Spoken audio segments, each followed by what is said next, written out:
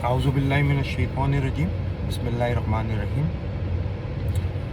आज का वीलॉग बनाने का मकसद सबसे पहले तो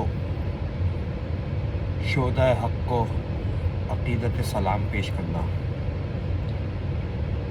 और जो 9 दिसंबर को जो हमारे शोहदा के लवाहिकीन और साथी जो शोहदा कब्रिस्तान की तरफ फातिहा पढ़ने के लिए जा रहे थे और वहाँ पे जो हालात हुए, जो वाक़यात हुए, उनके हवाले से जो जहन में कुछ सवाल उभरते हैं, उन सवालों का रेलेवेंट बॉडीज़ से जवाब मांगना और उनसे पूछना, जो कि एक हमारा शरई हक़ है कि ऐसा दोहरा मेयार क्यों, जबकि आप बोलते हैं कि आपका सियासत से कोई ताल्लुक़ नहीं। तो ठीक है जी, मान लिया आपका सियासत से कोई ताल्लुक़ नहीं है, तो फिर 9 दिसंबर को बरोज़ जुम्मा जब लोग शोहदा कब्रिस्तान की तरफ रवा दवा थे अपने शोहदा के लिए फातिहा ख़्वानी करने के लिए, एक यादगार के तौर पे वो दिन मनाते हैं, तो वहाँ पे रेंजर्स क्या कर रही थी?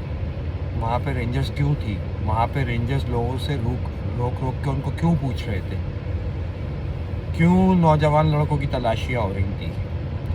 क्यों 1 से 2 दफ़ा जाने पे रोका जा रहा था? ऐसा क्या था? आपका तो सियासत से कोई ताल्लुक़ नहीं है। या तो डीची रेंजर्स या सिंध रेंजर्स जो है वो एक अलग फ़ोर्स है, वो किसी और मुल्क की फ़ोर्स है जो कि मकबूजा कराची में जो है लोगों के साथ इस तरह का रवैया रखा हुआ है कि जैसे कराची वाले पाकिस्तानी नहीं हैं या कुछ और मामलात हैं।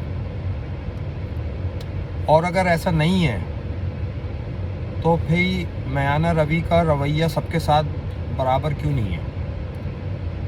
पंजाब में कुछ और दिखता है, सिंध, बलूचिस्तान और दूसरे सूबों में कुछ और दिखता है।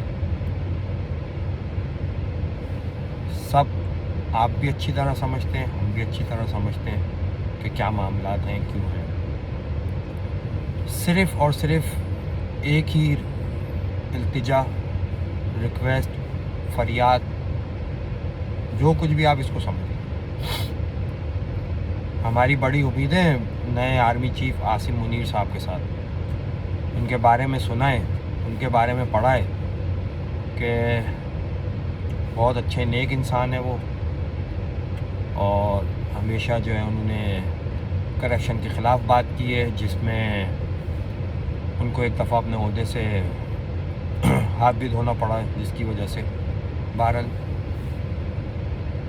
लेकिन सबसे अच्छी बात जो उनकी लगी अब तक की कि वो माशाल्लाह कुरान हाफिज़ हैं। 33 साल की उम्र में, 30 साल की उम्र में उन्होंने कुरान हिफ्ज़ किया है, यानी कि एक मैच्योर लाइफ में आके उन्होंने कुरान हिफ्ज़ किया है माशाल्लाह। तो उनको मालूमात भी होगी, इंफॉर्मेशन भी होगी। जनाब अली आसिम मुनीर साहब, हम बानियान पाकिस्तान की औलाद हैं। हमारे आबा व अजदाद ने पाकिस्तान बनाया था। हमसे ज़्यादा तकलीफ़ पाकिस्तान की किसी को नहीं है।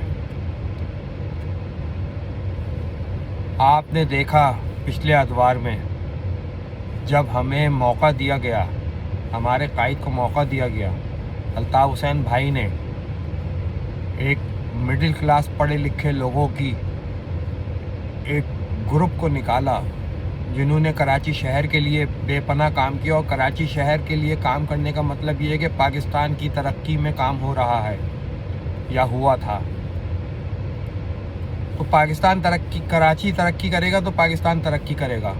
आप देख रहे हैं मुल्क के मईशी हालात क्या हैं।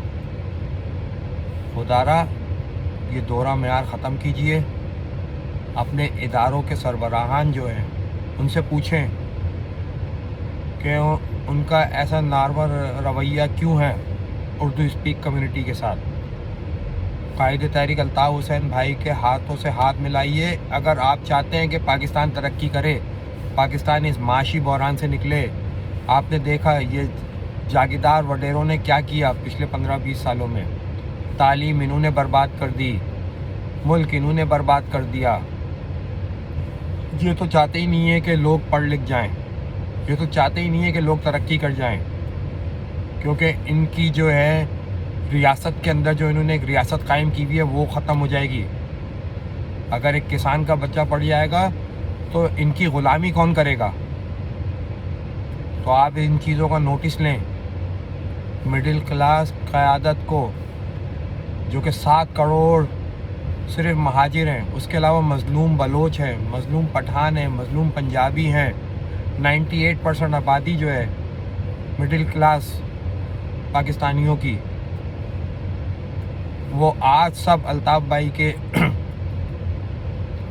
نظریے کو لبیک کہہ رہے ہیں۔ وہ آج سب الطاف بھائی کے ساتھ مل کے کام کرنا چاہ رہے ہیں۔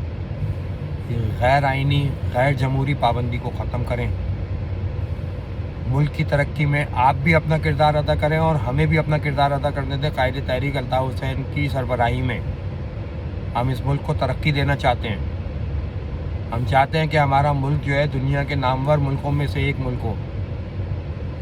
ان ساری چیزوں پہ غور کیجیے، اور خدارا یہ دوہرا معیار، یہ 2 قومی نظریے کا کانسیپٹ جو ہے اس کو ختم کیجیے، اور مہاجروں کو ان کے حقوق، مہاجر کیا، میں تو بولتا ہوں سارے مظلوم قوموں کو ان کے حقوق دیجیے، ان کو ملک کے لیے کام کرنے دیجیے۔